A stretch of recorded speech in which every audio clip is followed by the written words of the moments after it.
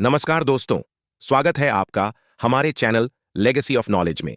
यहाँ हम आपको इतिहास, धर्म और रहस्यमय ग्रंथों के अद्भुत रहस्यों से परिचित कराते हैं। अगर आप भी इन रहस्यों को जानने के लिए उत्सुक हैं, तो हमारे चैनल को सब्सक्राइब जरूर करें। आज का विषय है एक ऐसा ग्रंथ जो हर हिंदू के जीवन में महत्वपूर्ण भूमिका निभाता है, गरुड़ पुराण। यह पुराण न केवल मृत्यु और जीवन के रहस्यों को उजागर करता है, बल्कि आत्मा और उसके बाद की यात्रा का भी गहरा विश्लेषण करता है।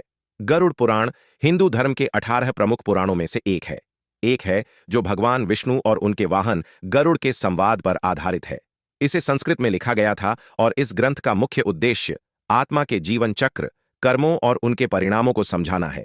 मगर इस पुराण के भीतर छिपे कई रहस्यों ने लोगों के मन में सवाल उठाए हैं कि क्या वाकई मृत्यु के बाद कुछ अलौकिक घटनाएं घटती हैं या ये सिर्फ एक आस्था का हिस्सा है। गरुड़ पुराण के अनुसार मृत्यु के बाद एक आत्मा को यमलोक की यात्रा पर जाना पड़ता है, जहां उसके सारे कर्मों का हिसाब लिया जाता है। क्या आपने कभी सुना है कि यह यात्रा 13 दिनों तक चलती है? हाँ, यही सच है। इन 13 दिनों के दौरान आत्मा को विभिन्न स्थानों से गुजरना पड़ता है, जहां उसके अच्छे और बुरे कर्मों के अनुसार उसे सजा और पुरस्कार मिलते हैं। और सबसे रोचक बात यह है कि गरुड़ पुराण में 16 नरकों का उल्लेख किया गया है, जहां प्रत्येक नरक में विभिन्न प्रकार की सजा दी जाती है। जैसे कुंभिपाक नरक, जहां बुरे कर्मों के परिणाम स्वरूप व्यक्ति को उबलते तेल में डाला जाता है, या फिर रौरव नरक, जहां अत्याचारी आत्माओं को सजा दी जाती है। क्या यह सच है? क्या वास्तव में ऐसे नरक होते हैं? लेकिन अगर हम इस ग्रंथ को गहराई से देखें तो हम पाएंगे कि गरुड़ पुराण में केवल मृत्यु के बाद के कर्मों की बात नहीं की गई है। इसमें जीवन जीने के भी कई अनमोल पाठ हैं। गरुड़ पुराण हमें यह सिखाता है कि अच्छे कर्मों का पालन करना, सच्चाई का मार्ग अपनाना और परहित के लिए काम करना कितना महत्वपूर्ण है।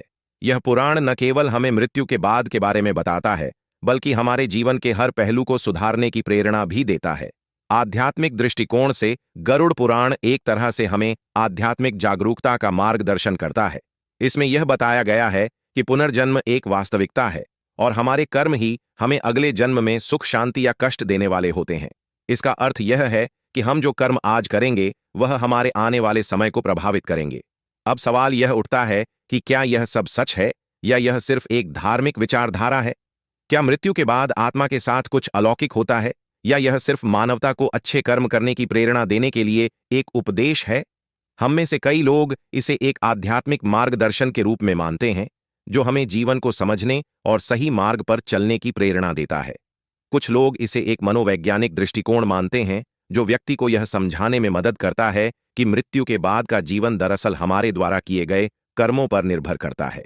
लेकिन दोस्तों, चाहे आप इसे कैसे भी देखें, गरुड़ पुराण ने मानव जीवन और मृत्यु के बारे में अपनी बातें स्पष्ट की हैं और इसे समझने का एक नया नजरिया दिया है। चाहे आप इसे धार्मिक रूप से देखें या वैज्ञानिक दृष्टिकोण से, इसमें छिपे संदेश को नकारा नहीं किया जा सकता। अगर आपको यह वीडियो दिलचस्प लगा हो तो इसे लाइक और शेयर करें और कमेंट्स में बताएं कि आप क्या मानते हैं। क्या आप भी गरुड़ पुराण में बताए गए इन रहस्यों पर विश्वास करते हैं? क्या सच में मृत्यु के बाद आत्मा को यमलोक ले जाया जाता है और वहां उसे उसके कर्मों का हिसाब दिया जाता है? हमारे चैनल को सब्सक्राइब करना न भूलें, क्योंकि हम हर बार आपको इस तरह के दिलचस्प और ज्ञानवर्धक विषयों से परिचित कराते रहेंगे। धन्यवाद और अगली बार फिर मिलेंगे। तब तक के लिए नमस्कार।